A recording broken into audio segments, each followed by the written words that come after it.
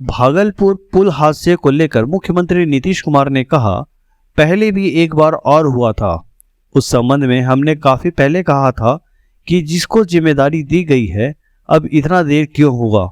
हमें तुरंत विभाग के अधिकारियों को निर्देश दिया और कहा जाकर देखिए, मुझे बहुत तकलीफ है इस घटना से। अब तक तो पुल को बन जाना चाहिए था। विभाग इस बात को लेकर तात्पर्य है, दोषियों पर कार्रवाई होगी। जो हुआ है अभी कुछ समय पहले एक बार और हुआ था, उसी समय हमने कहा ऐसा क्यों हुआ, और जबकि हम इसको बनाने के लिए हमने बहुत पहले तय किया था।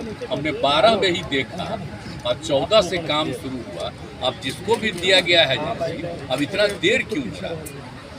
और एक गिर गया था तो उस समय भी हमने कहा था, 1 साल पहले की बात है। और फिर जब 2 हो ये फिर गिरा है, कल ही हमको पता चला है कि तुरंत हमने विभाग के सब लोगों को कहा कि जाकर के देख लीजिए और तुरंत एक्शन लीजिए। ये कोई तरीका नहीं, अब तक तो हो जाना चाहिए था जी। 8 वर्ष समय बहुत हो गया है, देर हुआ है, तो काहे के लिए ऐसा कोई होता है एजेंट कोई बना रहा है, इतना देर क्यों कर रहा है। यार नीचे कौन उठा रहा है? कह दिया उसको तत्काल देखिए, और ठीक नहीं बना रहा है, हाथ में दे दो ना, अकेले आ रहा है। थोड़ा तो और मजबूती से बनना चाहिए था, बन करके और तैयार हो जाता। लोगों को कितनी खुशी थी, हम कितना पहले जा करके एक चीज को देख करके कराए हुए, लेकिन जो नहीं हुआ हमको बड़ी तकलीफ है। और अब डिपार्टमेंट अब इस बात को देख लेगा।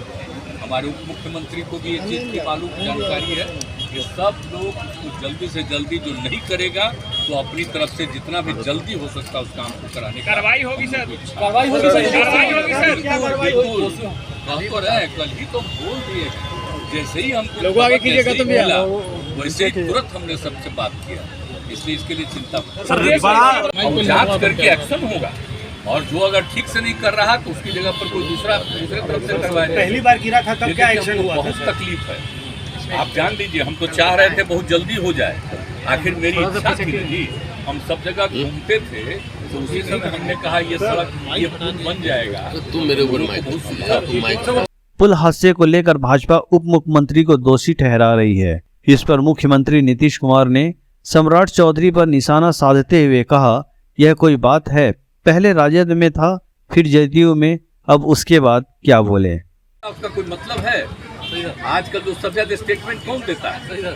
सबसे पहले इनके पार्टी में था और उसका छोड़ करके मेरे पार्टी में आया, और फिर अभी उधर चला गया। उसका कोई सेंस है जी? उसका कोई मतलब नहीं है ऐसे लोगों का। और दूसरे लोगों का भी जिसको बना दिया उसका कोई मतलब है कहीं? अब पिछली बार ही चुनाव वो जीतने की स्थिति में नहीं था, तो आरएसएस वालों ने भी कहा हमको, तो तुरंत हमने अरे अपने अध्यक्ष जो है ललन जी को कहे कि वहाँ जाकर के प्रचार करें। तो हम लोग तो क्या करते रहे इन लोगों के लिए, यही क्या करते रहा, तब क्या क्या बोलते रहता है। इसलिए कुछ लोग तो अंड बंड बोलते रहता है। और एक जो हमारे साथ डिप्टी सीएम थे, बेचारे को रोज बोलना ही है। वो अगर अंड बंड नहीं बोलेंगे तभी तो वापिस कर दिया है कहीं और। ओडिशा रेल हादसे को लेकर मुख्यमंत्री ने कहा, जब हम रेल मंत्री थे तो उस वक्त दुर्घटना के बाद हमने इस्तीफा दे दिया था। अटल बिहारी वाजपेयी ने हमारा इस्तीफा स्वीकार नहीं किया, लेकिन हमने दोबारा जाकर अपना इस्तीफा सौंपा।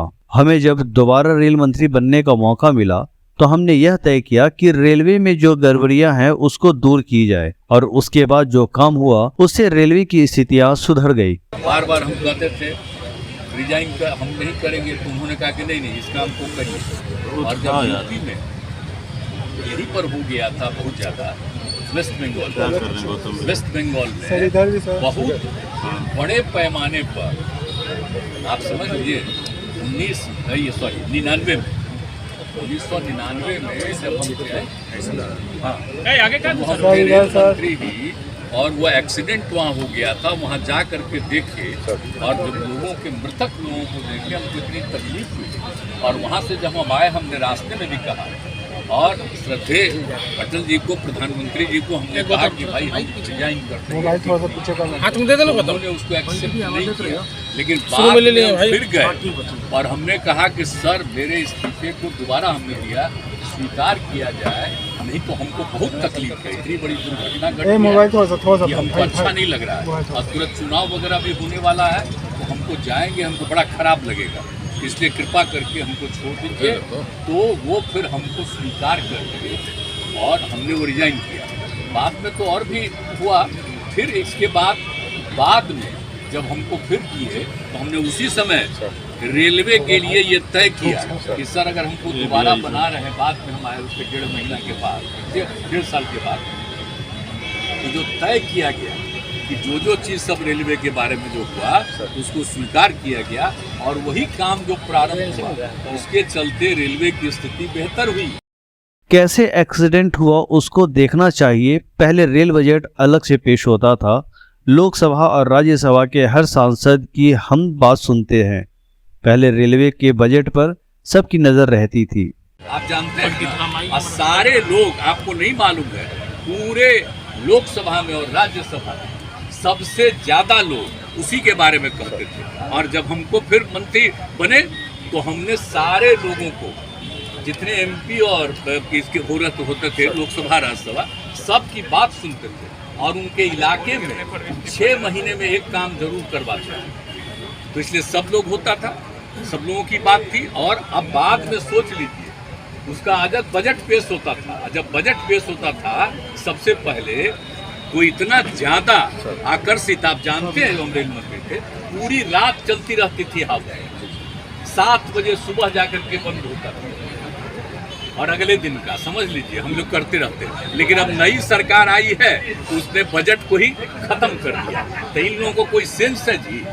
आज जो है प्रधानमंत्री, उनको सोचना चाहिए ना कि उनके राज्य में कितना विकास के लिए गए।